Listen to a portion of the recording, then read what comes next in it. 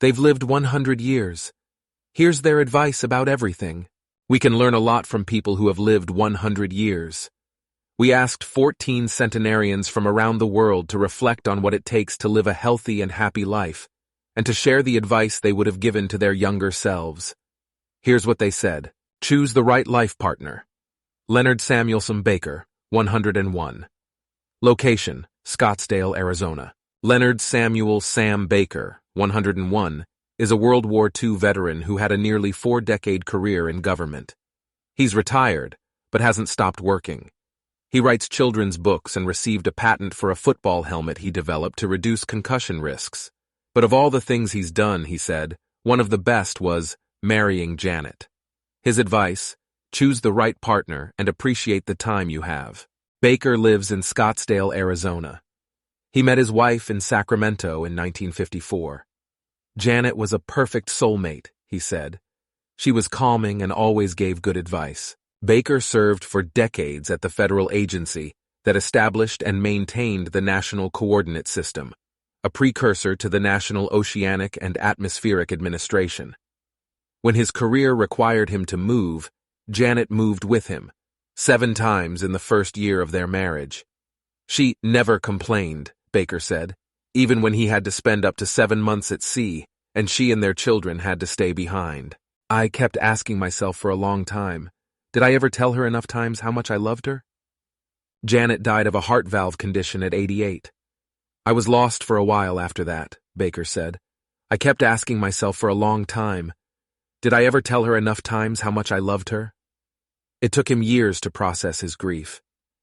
You have had these 50-some years of togetherness, closeness, and suddenly it's taken away from you, he said.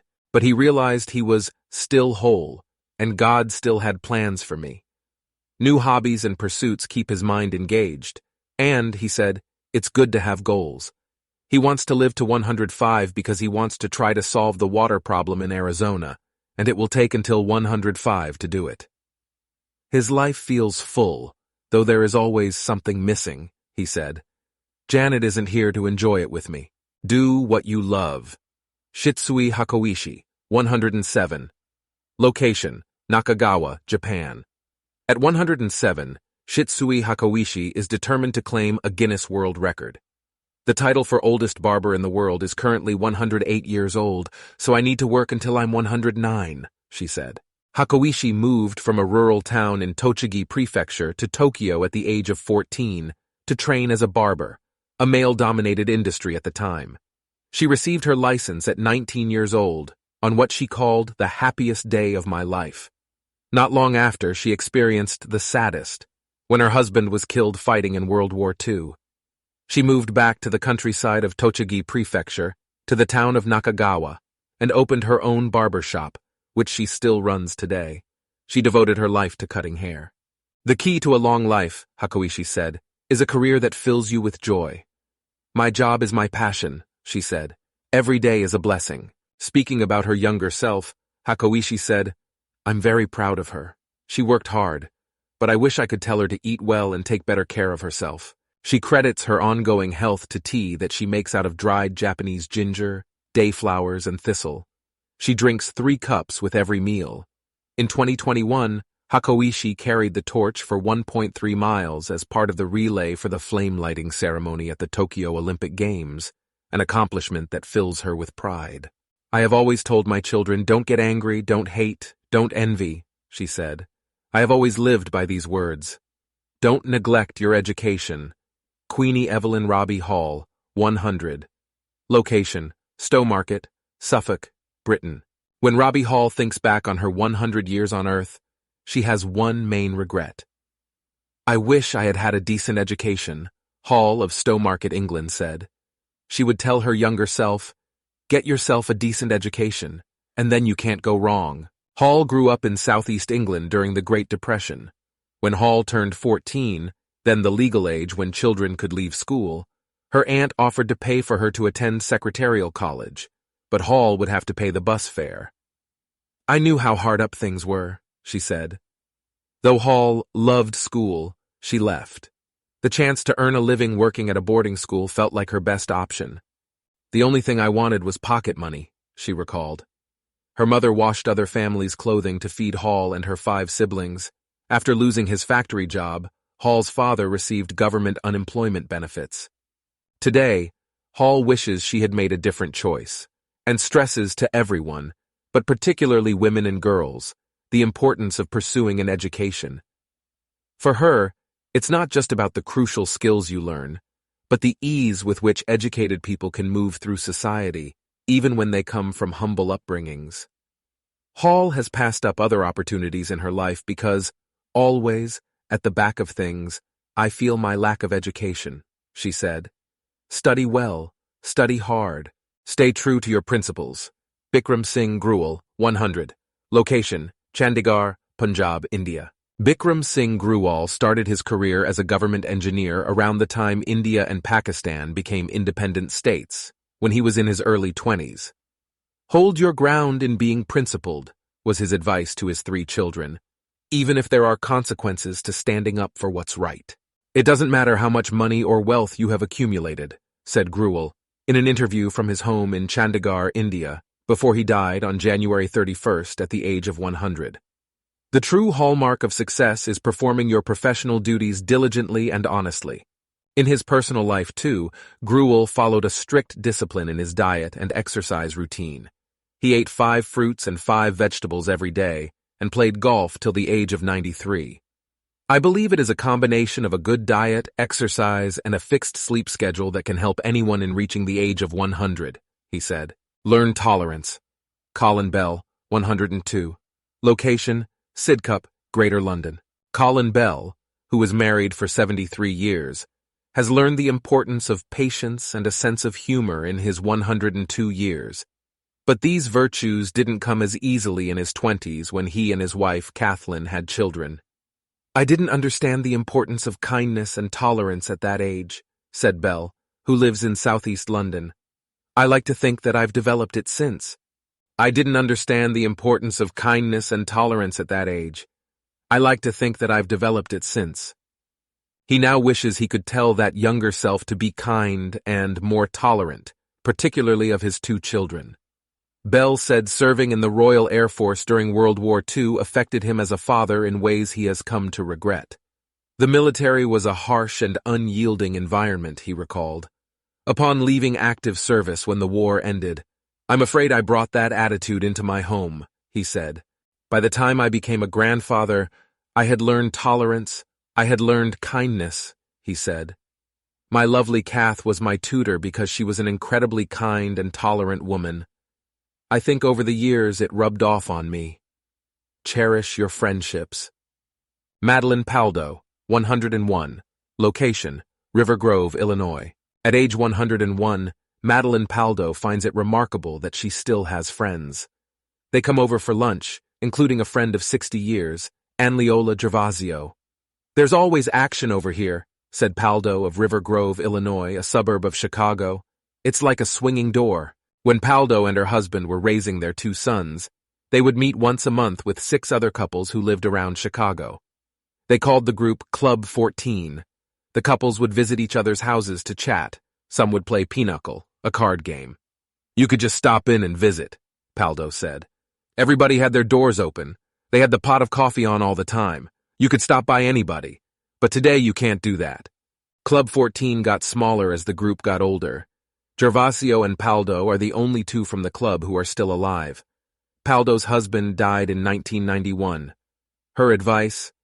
Enjoy your friends while you have them, she said. I've lost a few through the years, but the ones I've got, I cherish. Think positive. Pearl Taylor, 103. Location, Dayton, Ohio. Pearl Taylor was 39 with 10 and 13-year-old sons when her first husband left her. She recalls sitting on her bed, very upset and depressed, when she found a forgotten gift from a friend, The Game of Life and How to Play It, a guide to spiritual philosophy and positive thinking by Florence Scovel Shinn. In those days, people did not divorce. Whatever happened, we would stay with our partner, said Taylor from her home in Dayton, Ohio. The philosophy in the book, which, at 103, she still reads from every day, taught her everything in our life, our whole life, we create it, and to believe in the importance of self-worth, she said. Everything in our life, We create it. Taylor, who was born in Cuba and raised in Kingston, Jamaica, moved to the United States in 1947 and was a factory worker at a tire company for 25 years. Last year, Taylor started sharing life lessons on TikTok with the help of her granddaughter. The mind is very, very powerful, Taylor says in a video that's been viewed more than 900,000 times. Whatever thought you think, good or bad, it's coming from your mind, and so it materializes. Learn from your elders. Maria Ambrosia Ruiz Gutierrez, 101. Location, Santa Cruz, Guanacaste, Costa Rica. Maria Ambrosia Ruiz Gutierrez, 101, grew up on her family's farm in Santa Cruz, in Costa Rica's Guanacaste province, where her parents, and 8 siblings, guided her. My viejitos were very good, Ruiz said, referring to her parents. Her advice: learn by watching and listening to elders and others who love and support you. Her father taught her to work the land, help with the vegetable garden, ride horses and tend to the cattle, pigs and chickens. Ruiz remembers her mother as caring and hard-working, making sure the children had nice clothes, which she would sew, and notebooks for school. When we went out, she would tell us, "May God be with you, my little children. Behave well, don't hurt anyone so that they don't bother you," Ruiz said. She didn't want us to be spoiled. Ruiz cleaned people's homes, worked on farms, and until recently, created and sewed dresses for traditional Guanacaste dancers. Ruiz, who still lives in Santa Cruz, now has her own large family. A single parent to 10 children for most of her life, she's a grandmother of 22, great-grandmother of 24, and great-great-grandmother of 6. Believe in your own potential. Mildred Millie Skjordal, 110, location Tucson. When Millie Skjordal was young, her father told her that she could do anything he could, as long as she worked hard. Skjordal, who got her first job at 14, said she always did. But she lacked confidence and passed up opportunities because she didn't think she was good enough. Now 110, Skjordal wishes she could tell her younger self to believe in herself. I didn't have self-confidence, but I should have had it, she said. In retrospect, I could have done almost anything. Skjordal was born in 1913 in Hammond, Indiana, in a poor family. She couldn't wait to work, she said. During school holidays, she worked in a grocery store where she made about 25 cents, less than $4.50 today, an hour. She gave most of her paycheck to her parents and kept a small amount for pocket money. At 16, Skjordal graduated high school. We didn't have the money to go to college, she said. That was just a dream. She went on to work at the bicycle maker, now known as Schwinn. She rose through the ranks and became one of the highest-paid women there, she said. Her manager asked about taking on more responsibility, but, she said, she gave them the impression that I'm happy where I am. Growing up poor also made her feel like she wasn't meant for greater things, she said. I could have been a real career woman, said Skjordal, who quit her job to raise her sons. But I just preferred to stay in the background. Now in an independent living community in Tucson, she keeps up with the news, visits friends, and paints. Skjordal's advice to others: don't be a slacker. Keep asking questions. Betty Reed Soskin, 102. Location: Richmond, California. Betty Reed Soskin worked as a clerk for a segregated labor union during World War II. With her first husband, she opened a record store that served the black community in the Bay Area. She's been a political activist since the 1960s and served as the oldest ranger in the National Park Service. But she is reluctant to dispense specific advice, since she learned the most in life by just continuing to ask questions, she said, from her home in Richmond, California. There's so much to learn. We have a whole lifetime in order to figure out what those things are, and I am still learning, even at 102. Life is about asking the questions over and over again, Soskin said, and each time you ask them, they deepen. Soskin said she became a park ranger at age 85 because she wanted to tell people who visited the park where she worked, Rosie the Riveter W2 Homefront National Historic Park, her story as a black woman who lived through racial segregation during wartime. When I was 20, life was ahead of me. When I was 30, I still had life ahead of me, Soskin said, And I'm now 102, and life is still ahead of me. Be kind. Matilda Maddie Clune, 102. Location, Oneonta, New York. Matilda Maddie Clune, 102, has raised 8 children, spent decades teaching 5th graders, volunteered in her community, and helped care for 17 grandchildren and 19 great-grandchildren. Clune, who lives in Oneonta, New York, said no matter how hectic life gets, it's important to help people and show up for your loved ones. Her advice: live your life in a kind way. If you can, help somebody without making a big to-do about it, she said. Kindness always comes back to help you. When she was in her late 70s, Clune volunteered at the thrift store of a hospice. Then, when her husband was diagnosed with bone cancer, they needed the hospice's support. He died in 2001, but she continued to volunteer there for 15 years. It was a very rewarding experience for me, she said. Recently, Clune said, a friend said she brings sunshine wherever she goes. I guess that sunshine helps brighten my day too, she said. Never stop reading. Paul Dudley, 100. Location, Bixby, Oklahoma. Shortly after graduating from high school in 1941, Paul Dudley noticed a different car parked in the family driveway, a 1932 Ford Roadster. He asked his father whom it belonged to. It could be yours, his father said, but on one condition: you have to go to university. Dudley recalled, I said no, I had too much I wanted to do. Now 100 years old, Dudley, of Bixby, Oklahoma, would tell his younger self not to pass on the chance to further his education. The fact that I did not go to college is something I regret, said the World War II veteran and member of the Cherokee Nation in Oklahoma. After he served as an aviation mechanic and electrician in the war, his first wife, Dee, pressed him to go to college under the GI Bill of Rights. He felt he had other responsibilities. I had a family to support, said Dudley, who has 2 children. I had just joined the fire department and was working odd jobs to make ends meet. Dudley, who worked at the Tulsa Fire Department for almost 40 years before retiring as deputy fire chief, eventually made it to junior college, as a teacher conducting classes in firefighting administration. He would tell young recruits not to ignore their education. Spend an hour every day reading. You cannot get enough education. There is always something you can learn. Keep moving. Treasure Zimmerman, 103. Location, Coronado, California. Treasure Zimmerman, 103, calls herself a little independent. When she was in her early 20s, her mother didn't want her to marry the man she met in college because it meant she wouldn't stay in Kansas City. She married him anyway. Guess how many years it lasted? Only 53, Zimmerman said with a laugh from her home in Coronado, California. I had a good man. That independence has empowered Zimmerman to jump into all sorts of adventures. For her 95th birthday, she drove by herself in her red Jaguar convertible from California to Kansas City. After World War II, when her husband started flying planes as a hobby, Zimmerman learned to fly too. She ended up flying with a friend on a cross-country all-women's derby from Bakersfield, California to Atlantic City. They finished 11th out of 60 planes in the Powder Puff Derby. Staying on the move has helped her live a long life, she said. A former physical education teacher, Zimmerman still walks every day with her dog Gigi, a 12-year-old Havanese. Her advice?